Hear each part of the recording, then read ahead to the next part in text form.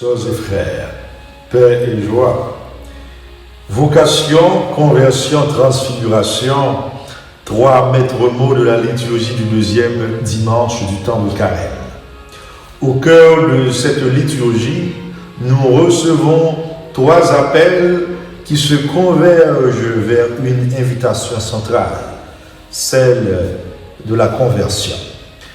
Le texte nous invite à méditer, à réfléchir sur notre propre vocation, à redécouvrir notre histoire personnelle avec Dieu à la lumière de la vocation d'Abraham.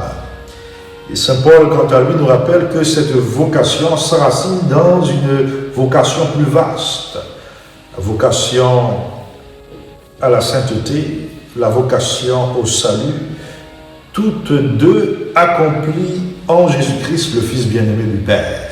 La péricope de la transfiguration de Jésus nous projette déjà vers notre propre transfiguration, dans un monde défiguré par le péché. Le carême, frères et sœurs, est ce temps privilégié pour changer nos cœurs, pour changer nos regards, afin que la vie nouvelle de Pâques puisse jaillir en nous. Comme Abraham, nous sommes invités à marcher sur un long chemin, parfois incertain, mais toujours guidé par la fidélité de Dieu. L'appel de Dieu à Abraham, dans la première lecture, est une marche vers l'inconnu. Et en appelant Abraham à marcher vers l'inconnu, à écouter sa voix, Dieu l'appelle depuis Our en Chaldée, l'actuel Irak, à quelques 300 km de Bagdad, la ville moderne. Ce lieu marqué aujourd'hui par les tensions, les conflits, nous rappelle que la foi s'incarne au cœur d'un monde défiguré par la guerre. Comme Abraham, nous sommes appelés à accueillir notre vocation dans la complexité de notre temps. Une vocation à faire grandir la paix, à faire croître la justice, à croire contre toute espérance, à voir Dieu à l'œuvre, même là où tout semble perdu. Nous sommes ce nouveau peuple de Dieu, l'Église, constituée dans le Christ, appelée à vivre en fils et filles bien-aimés du Père, nous, les enfants d'Abraham. Donc, nous sommes façonnés par d'autres vocations.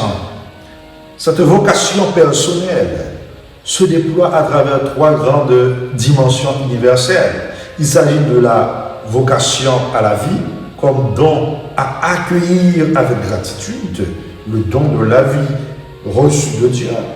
Il s'agit de la vocation à la sainteté comme chemin de transformation intérieure, surtout en ce temps de carême.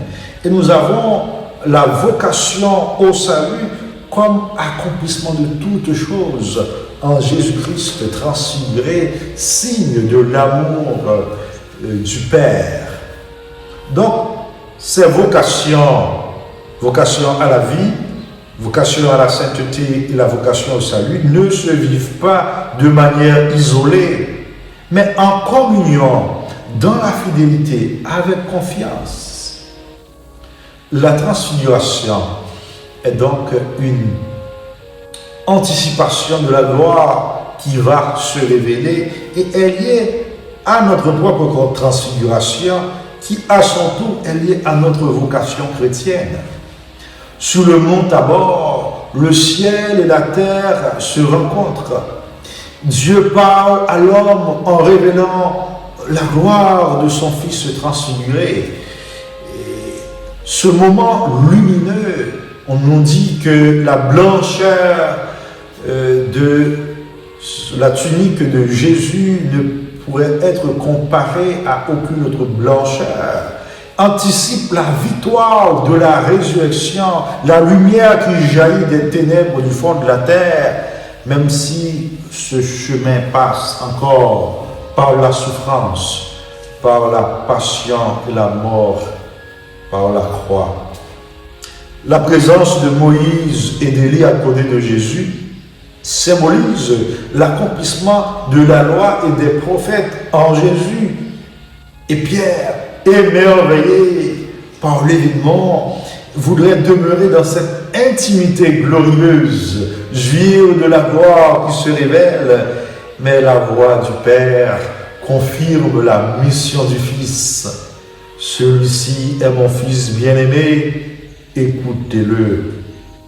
Donc, Jésus avait à redescendre à Jérusalem, lieu de sa passion, et il impose à ses disciples le sceau du silence jusqu'à sa résurrection.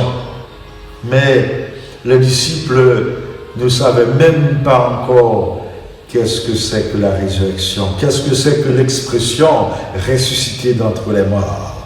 Leur foi grandira à la lumière de cet événement mystérieux à découvrir et à accueillir.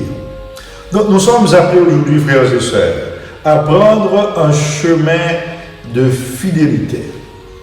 Dieu nous appelle aujourd'hui à redéfinir nos priorités pour ce carême.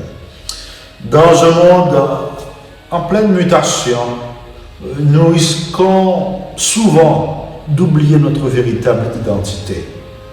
Le Seigneur veut nous rappeler que nous sommes ses fils et ses filles, pas de simples créatures. Nous sommes ses enfants bien-aimés. Nous avons du prix à ses yeux.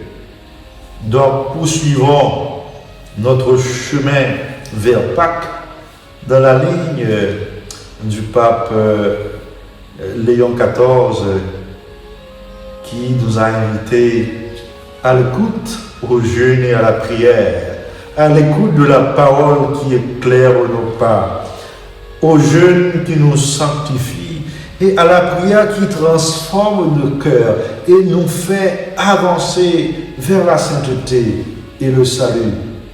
Sœurs et frères, demandons au Seigneur de nous remplir de sa grâce et que ce carême soit un temps de redécouverte de notre vocation profonde pour devenir transparence de la lumière du Christ, transfiguré par son amour pour un monde meilleur.